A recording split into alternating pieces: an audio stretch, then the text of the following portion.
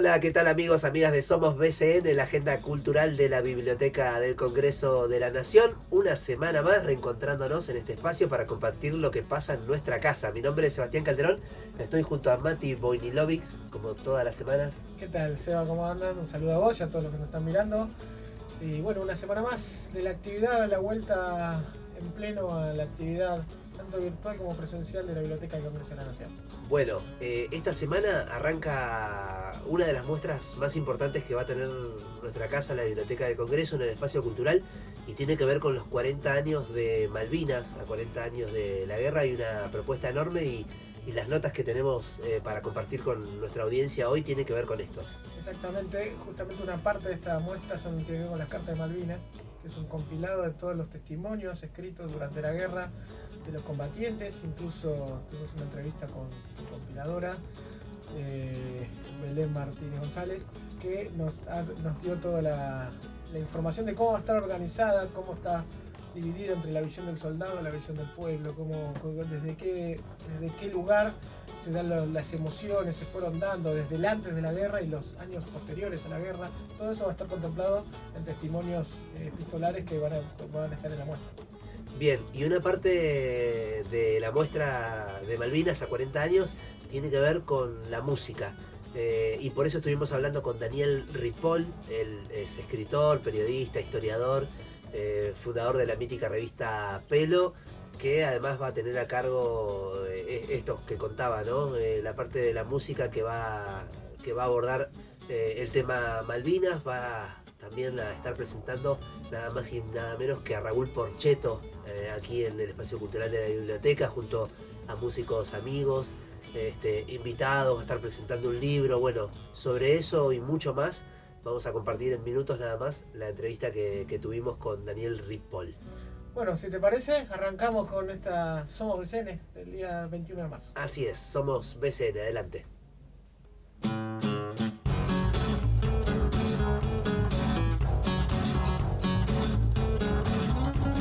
Y bien, amigos, amigas de Somos BCN, saben ustedes, compartimos cada semana lo que ocurre en nuestra casa, en la Biblioteca del Congreso de la Nación, que desde los próximos días va a estar haciendo un sentido homenaje a 40 años de Malvinas. La muestra se llama Destellos de lo Vivido, incluye una enorme cantidad de propuestas, entre las que se destaca lo indeleble de la guerra en la música. Y por eso nuestro invitado del día de la fecha se trata nada más y nada menos que de Daniel Ripoll, director también de Biblioteca Rock, parte del acervo bibliográfico que tiene nuestra casa. Daniel, bienvenido a la radio de la Biblioteca del Congreso. ¿Cómo te va? Gracias, ¿cómo están? Muy bien. Bueno, entusiasmado por esta próxima aventura expositiva que me invitaron a compartir sobre Malvinas, que es un ítem, un ícono tan preciado para todos los argentinos. Uh-huh. A ver, Daniel, empiezo por preguntarte sobre las características de esta parte de la muestra que aborda el tema Malvinas desde la cuestión de la música, ¿no? Desde también que fue muy importante en los 70, en los 80, en el enfoque del movimiento del rock que también vos le das. Bueno, mira, siempre digo que de los 200 años de historia argentina, 50 o un poco más pertenecen al rock. Es decir, que la cultura rock se lleva sobre sus espaldas el 25% de la historia de este país. No podía ser de otra manera que, habiendo un acontecimiento tan importante como este conflicto armado en las Islas Malvinas, el rock dejara de reflejarlo. Y fíjate vos qué carácter tan nacional tiene la cultura rock, que fue prácticamente el único género musical que reflejó lo acontecido en Malvinas, y lo reflejó con creces, con más de 30 o 40 composiciones dedicadas especialmente a lo ocurrido allí. Uh-huh. Así que bueno, creo que me fue fácil curar la parte musical de esta exposición sobre Malvinas, dado que hay muchos temas, muchos de ellos no fueron grabados, pero fueron compuestos, y de los temas grabados hay algunos que son notoriamente destacados, entre ellos Reina Madre de Raúl Porchetto, y aunque también a veces la gente se confunde, cree que Solo le pide a Dios es un tema dedicado a Malvinas, pero bueno, también se ha tomado como un tema referido a las guerras. En realidad, León Gieco lo compuso unos años antes debido a la posibilidad de un conflicto armado con Chile. Claro, ahí en una disputa por los límites territoriales Exactamente. en el sur. Daniel, ¿y con qué se va a encontrar el público que visite desde esta semana esta muestra aquí en el Espacio Cultural de la Biblioteca del Congreso, en el Cine 1835, con entrada libre y gratuita? Bueno, afortunadamente la entrada es libre y siempre fue gratuita, pero por causa de la pandemia la teníamos limitada o por cupos o había que anotarse. Ahora es absolutamente libre, en un horario amplio, y la gente se va a encontrar en la primera planta con las cartas que los soldados mandaban a sus novias, a sus madres, a sus padres, familiares, lo cual tiene un cariz muy emocionante. Y en la planta baja nos vamos a encontrar con la música. Allí hay un video muy importante que tiene media hora de duración, con la participación de muchísimos músicos argentinos, algunos que están en España y la mayoría que están acá, que han vivido esos años con suma intensidad y algunos han compuesto temas a propósito de Malvinas. Y es bueno porque difieren las opiniones, no son todas universales ni al unísono, y creo que eso también es enriquecedor. Luego de ver este documental, también van a poder ver una serie de spots, de infografías y de fotografías relacionadas con cada uno de los temas, con temas de León Gieco, de Raúl Porchetto, de Los Violadores, en fin, una cantidad de temas y composiciones de Charly García, el famoso No Bombardé en Buenos Aires, y en fin, se van a encontrar con las biografías y también con un dato sumamente curioso. El dato curioso es que la Guerra de Malvinas no solamente movilizó a los músicos argentinos, sino también que lo hizo con músicos extranjeros. De hecho, Pink Floyd grabó un tema, bueno, Iron Maiden también, y muchos otros. También están reflejadas esas letras y hay fotografías y explicaciones de en qué circunstancias cada uno de estos temas fue realizado. Bien, lo nombraste por Reina Madre al pasar y lo mencionaste también recién a Raúl Porchetto, que va a estar siendo parte también de esta conmemoración de los 40 años de Malvinas con la presentación de un libro. Contanos un poco, porque vos vas a estar ahí presentando al músico y también un libro. Así es. Yo produje este acontecimiento en el sentido de que es obvia la referencia de Raúl Porchetto con Malvinas a través de Reina Madre, que fue un tema tan difundido, que es el tema referente específicamente de Malvinas. Pero bueno, lo convoqué para que nos contara cómo había compuesto aquel tema hace 40 años y para mi sorpresa me dice que justamente ha preparado otro tema recordando los 40 años de Malvinas. Así que el 23 de marzo a las 18 horas vamos a tener una conferencia de Raúl Porchetto y una introspección en su obra por parte de Rodolfo Edwards, que es mi colega y compañero, profesor de la Universidad de Hurlingham en todo lo que sea cultura y música popular. Edwards se va a referir a la trayectoria de Porchetto, y Porchetto allí en la sala, probablemente a través de algunas preguntas mías, va a hablar sobre Reina Madre, sobre su nuevo tema, y además también en esta ocasión va a presentar el libro que le acaba de editar la Universidad de Córdoba. Así que quienes asistan ese día a la Biblioteca del Congreso van a asistir a dos primicias. Primero la del libro, que es la primera vez que se presenta, y también al nuevo tema, inédito, desconocido, inclusive por mí, todavía no lo escuché, referido a Malvinas. Así que es un gran acontecimiento. Y no quiero asegurarlo, pero probablemente vayan muchos integrantes de las bandas que constituyó Porchetto, inclusive una muy conocida que formó con otros subrayados músicos. Además de todos sus amigos músicos que van a concurrir, así que la gente va a tener la oportunidad de estar allí entre músicos inoxidables de la cultura de Argentina. Qué bueno, qué bueno, qué buena esta propuesta que traes para la Biblioteca del Congreso, para que el público pueda compartir esto. Si alguno recién sintoniza BCN Radio, está escuchándonos por alguna de las multiplataformas, quizás no está viendo porque por algunas plataformas nos ven, por otras no. Estamos dialogando con Daniel Ripoll, es escritor, periodista, fundador de la mítica revista Pelo. Estuvo director de nuestra Biblioteca Rock acá en la Biblioteca del Congreso. Y quiero ya ir como algo más puntual y personal, consultarte sobre qué recordás vos de Malvinas, cómo recordás el 82, qué significó en tu vida. Bueno, y en esto, en el apoyo al movimiento del rock, ¿no? Bueno, yo lo recuerdo con mucho dolor porque toda mi vida fue antimilitarista y por suerte los militares se enteraron y trataron de sacarme del medio.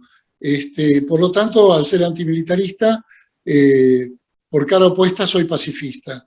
Me opuse a la realización del Festival de la Solidaridad convocado en el mes de mayo de 1982. No creí que tuviéramos que apoyar una guerra, por más justa que fuera, que hubiera sido promovida por dictadores, por asesinos y por gente que había usurpado el poder democrático. Así que yo no adherí a eso. Hay otros músicos notorios, entre ellos Emilio de Guercio, Virus y otros, que tampoco. Pero bueno, era la hora del rock nacional y como medio, porque una cosa es mi opinión y otra es el medio que yo dirigía, la revista Pelo, reflejamos cada uno de los hechos. Por fortuna, en el mes de noviembre de 1982 pudimos realizar el Barrock 4, que fue un desagravio a los chicos, los soldados que fueron a Malvinas, y mientras los militares nos pedían donaciones de abrigo, comida y demás, que por otro lado nunca llegó a las Malvinas, nosotros en noviembre del 82 abogamos por la paz y repartimos claveles durante todos los conciertos del Festival Barrock. Esa es mi posición y eso es lo que recuerdo con mucho dolor. Hoy estamos viviendo épocas siniestras de lo que significa la guerra y podemos tener, aquellos que están más jóvenes, que no lo han vivido, una representación clara de lo que significa la destrucción de una guerra, no solamente la destrucción de propiedades, instalaciones, la destrucción psicológica que queda en una sociedad y aún en los soldados. Como ustedes saben, o muchos saben, murieron más soldados en suicidios posteriores a la guerra que durante el propio conflicto, cosa que no debemos olvidar. Sin lugar a dudas, sin lugar a dudas. Quiero aprovechar este diálogo contigo, Daniel, también, para preguntarte sobre lo que la guerra significó en términos de difusión, ¿no? Porque el conflicto armado, el conflicto bélico con una potencia, llevó a la dictadura a la censura de la música en inglés. Se prohibió. Claro. Y esa prohibición, de algún modo, fue un cimbronazo también para la música en castellano y en particular para el movimiento del rock. ¿Lo ves así? Claro, es natural de los déspotas y los dictadores censurar. El rock, al contrario, no ejerció la censura. Sí aprovechó el hecho de que las radios levantaran las clausuras que tenía el rock nacional, claro, para ser difundido. Pero el espíritu del rock nunca fue ese y quedó demostrado en la confraternidad con que se recibe a cada uno de los grupos, provengan de Inglaterra, de Estados Unidos, Francia o España, o Brasil, inclusive y México, que nosotros siempre hemos tenido de esta cultura que aspira a tener una identidad argentina como la tiene, dentro de un concepto universal, de una música planetaria. Y quiero contar además una anécdota que también refleja estas situaciones. Cuando Estados Unidos se declara la guerra con Japón, Japón hace lo mismo. Recordemos que Japón también estaba en su momento, en los 40, dominado por un emperador, pero en manos de la casta militar, que era también una potencia violenta y belicista. Y lo primero que hicieron fue prohibir la música en inglés. Y entonces, ¿a qué apelaron las radios japonesas para poder transmitir algo que no fuera solamente de Japón? A una música exótica del otro lado del mundo que se llamaba tango. Ese es el origen, la génesis de el conocimiento y la difusión que tiene el tango en Japón y por el cual muchos músicos argentinos han hecho sucesivas giras por ese país del lejano oriente. Uh-huh. Ahí está, bueno, una anécdota y siempre se aprende cuando se charla con Daniel Ripoll. Te quiero agradecer por estos minutos con nosotros acá en la radio de la Biblioteca del Congreso. Está hecha la invitación para el público usuario, los visitantes que ya pueden venir, estamos sin aforo, la entrada es con acceso libre y gratuito. Así que bueno, Daniel, agradecerte enormemente por tu participación una vez más acá en la radio de la biblioteca. Muchas gracias a ustedes. Espero verlos en la muestra y en las próximas salas de la Biblioteca Rock que van a estar en la sede de Hipólito Yrigoyen. Muy bien, bueno, bien ahí, anticipando también lo que se viene en términos de lo que estás haciendo. Un abrazo enorme y hasta cualquier momento. Chau. Gracias a todos, saludos a todos los de BCN Radio. Adiós. Chau.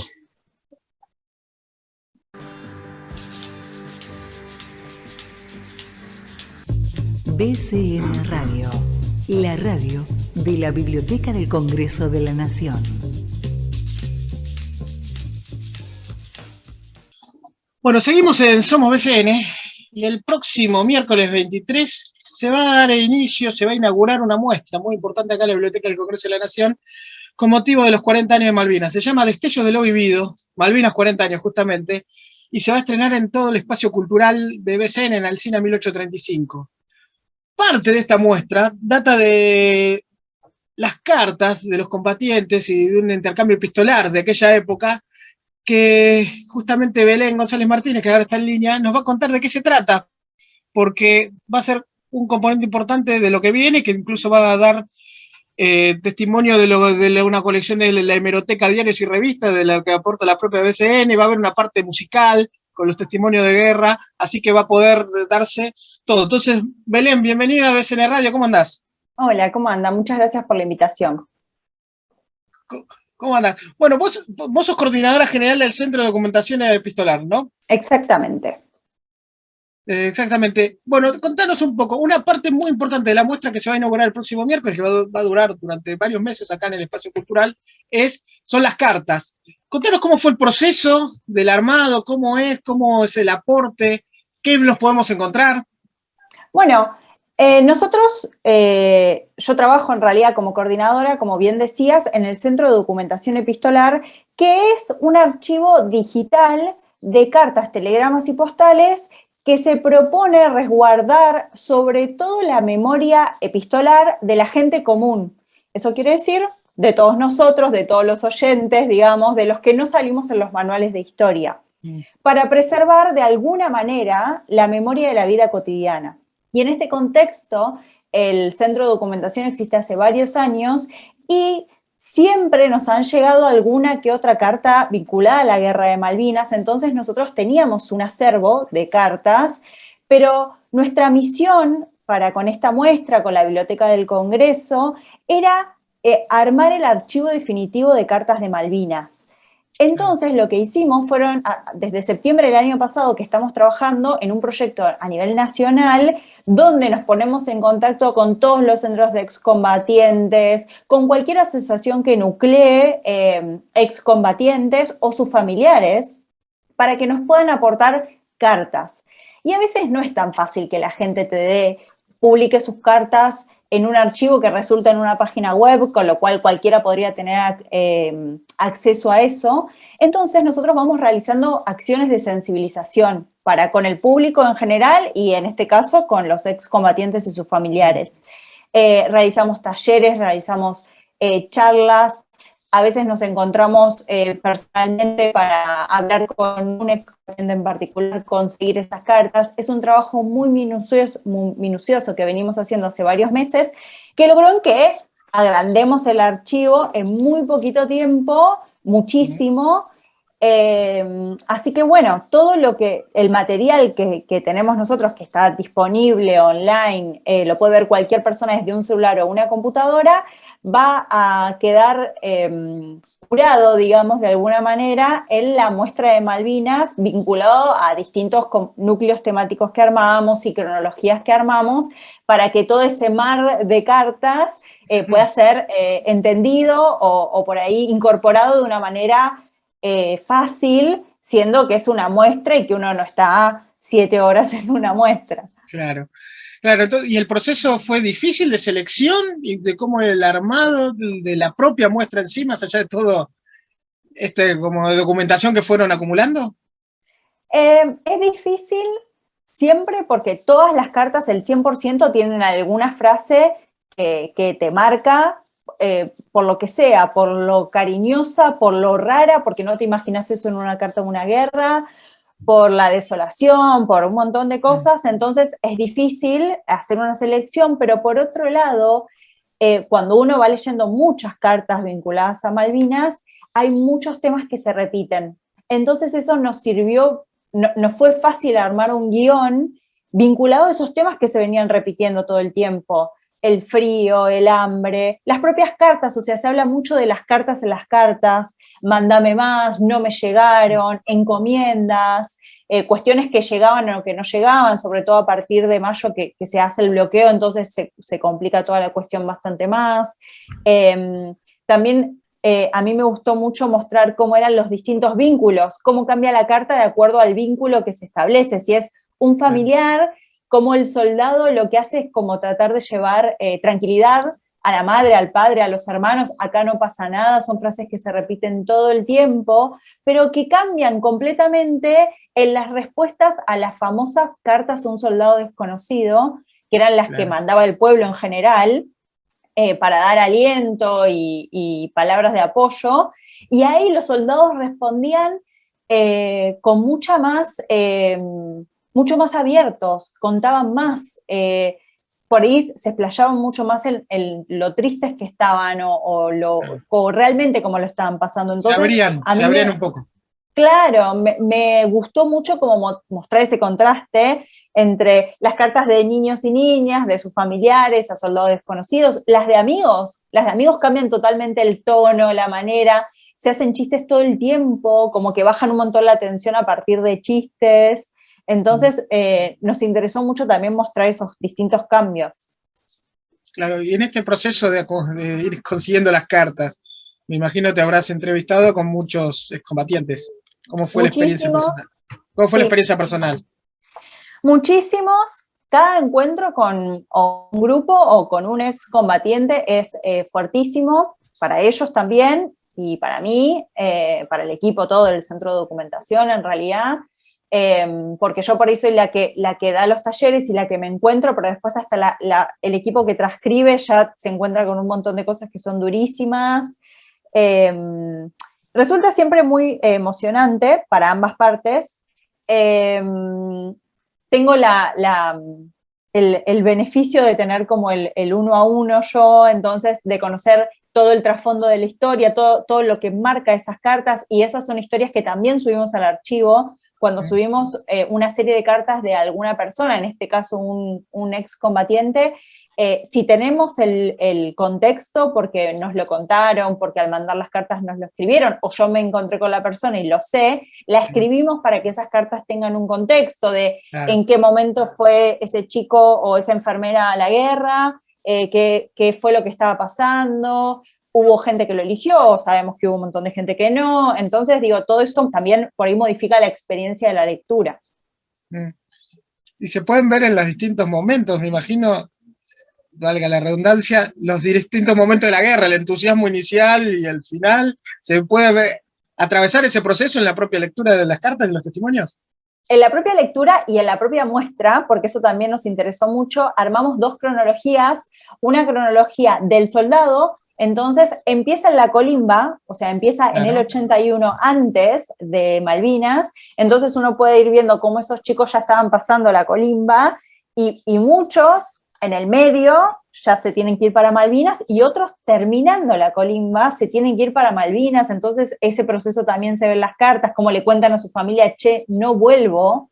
Y después, los primeros días en la isla, donde todo estaba tranquilo, por lo menos eso es lo que expresan las cartas, donde había otro tipo de emoción, otro tipo de entusiasmo, y cómo día a día cómo van pasando y cómo se va transformando el relato de los propios soldados hasta el final de la guerra, y esa cronología termina varios años después de la guerra, porque nosotros, el soldado va a ser soldado toda la vida, digo, eso no se terminó el 14 de junio, con lo cual nosotros extendimos esa cronología hasta casi la actualidad, porque el soldado sigue siendo soldado, sigue teniendo secuelas y consecuencias de haber luchado en una guerra, con lo cual queremos mostrar como todo el proceso de lo que es haber ido a Malvinas, que no estuvo muy lejos de terminarse en el 82.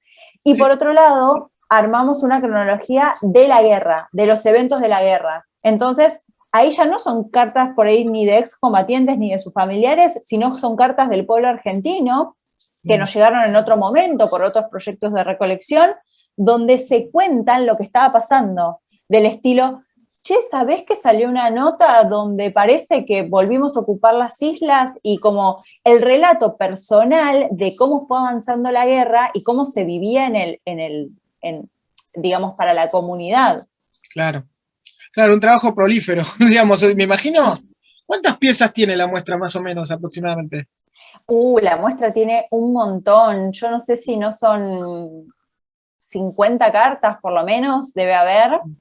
Claro. Por eso digo como que era importante como armar rápidamente como una forma de lectura, entonces vos estás enfrente de la cronología del soldado y sabés bien lo que estás viendo y a dónde va, los núcleos temáticos siendo o que sea el frío, la comida y el hambre, las cartas, entonces que ayude un poco a la lectura el hecho de agruparlas bajo determinado ítem, porque son muchas y en el archivo tenemos miles, entonces ahí ya es otra cosa. Vos cuando entras al archivo las lees completas, ves la imagen completa de la carta, pero bueno, es otra experiencia que no está vinculada a la muestra, que es tratar de divulgar el proyecto, de divulgar las propias palabras de los excombatientes, de que la guerra se conozca desde otro ámbito, que es lo que logra todo Destellos de Malvinas, porque una cosa son las cartas, otra cosa son las canciones, otras cosas son las revistas y las noticias, entonces se forma como una guerra desde varios puntos, digamos, vista desde varios puntos.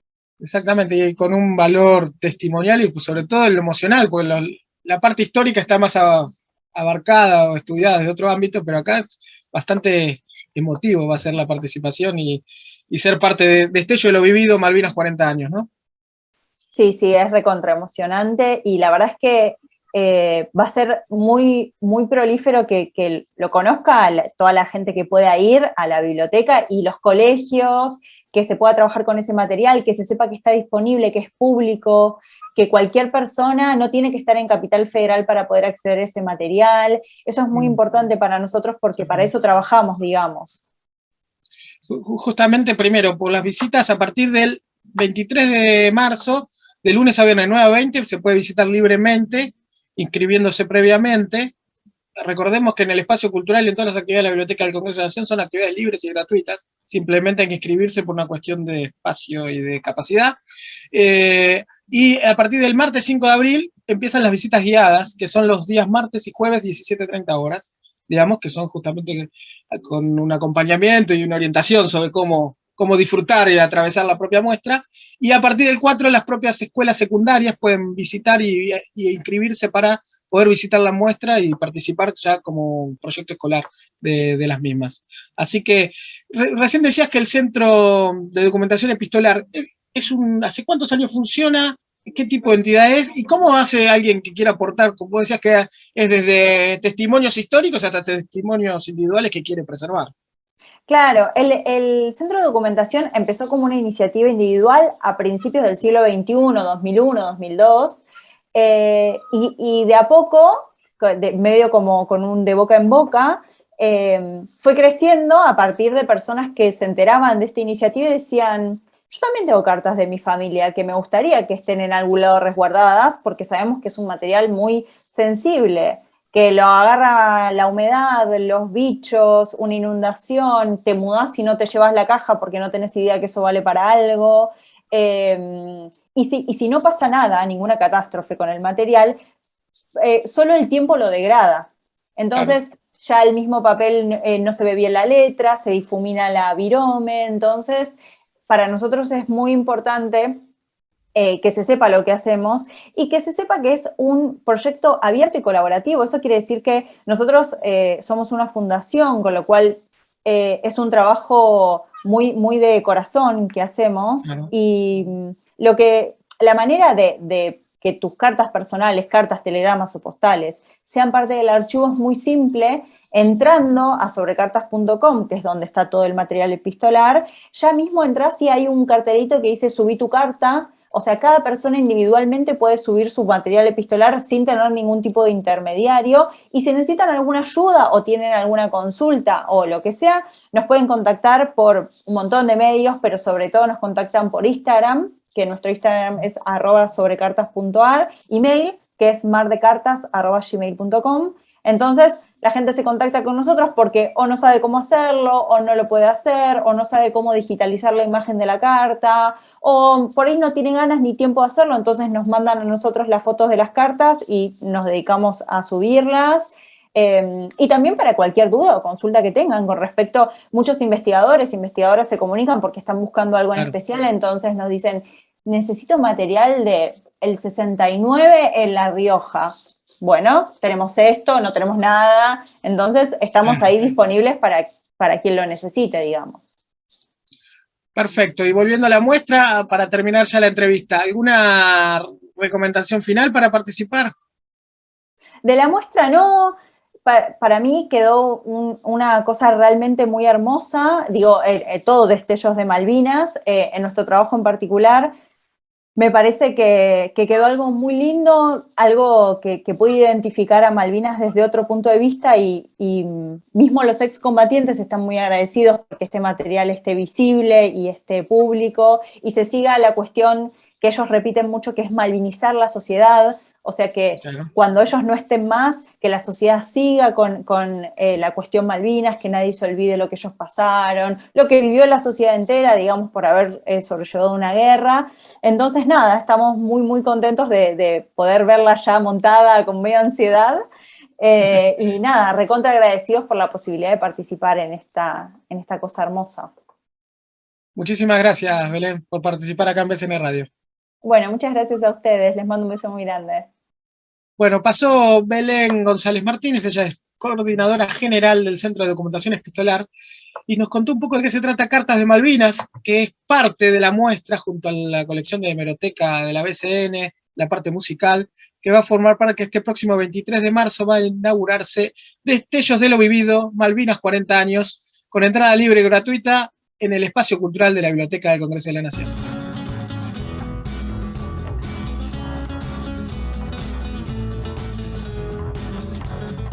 Y bien, llegamos así al final de otra emisión de Somos BCN, el segundo episodio del año, compartiendo esto que arranca en marzo y que va a tener unas cuantas semanas por delante, donde la gente va a poder venir a visitar diferentes propuestas en el marco de una muestra principal por los 40 años de Malvinas. Exactamente, va a ser muy interesante. A lo largo de los meses se van a ir incorporando actividades que se desprendan de esto, y ahora a partir del propio miércoles 23 ya se puede visitar libremente, de lunes a viernes, totalmente gratuito obviamente, de lunes a viernes de 9 a 20 horas. Y a partir de del mes de abril, del 5 de abril, los días martes y jueves, se pueden hacer visitas guiadas, o sea, con una orientación hacia cómo ver la muestra, con inscripción previa en la página de la Biblioteca del Congreso de la Nación. Sí, atención, porque ahí suele haber bastante demanda de colegios, de escuelas, para la visita a las muestras. Bien, y toda la información con el detalle de las diversas propuestas que tiene esta muestra la encuentran en www.bcn.gov.ar. Bueno, Calderón, ¿la pasó bien? Sí, la pasé muy bien. No dejemos de decirle a la audiencia por dónde nos escuchan. Y por las multiplataformas, primero por la página de la radio de BCN Radio, que es www.bcnradio.com.ar, y por las multiplataformas de BCN Radio, que puede ser tanto en YouTube, Spreaker, Spotify, Twitter, Facebook y Instagram TV. Ahí está. Bueno, Así que en todos no esos me olvidé lugares nos ninguna. encuentran, No ¿no? me olvidé ninguna. Entonces eso pueden buscar BCN Radio y nos van a encontrar la señal y buscan la mejor programación. Y este programa somos BCN. Así es, en la 10ª temporada al aire de BCN Radio, la radio de la Biblioteca del Congreso de la Nación. Y como decimos siempre, que somos BCN. La agenda cultural de la biblioteca. Chau. Chao. Programa producido por la Subdirección de Prensa y Difusión de la Biblioteca del Congreso de la Nación.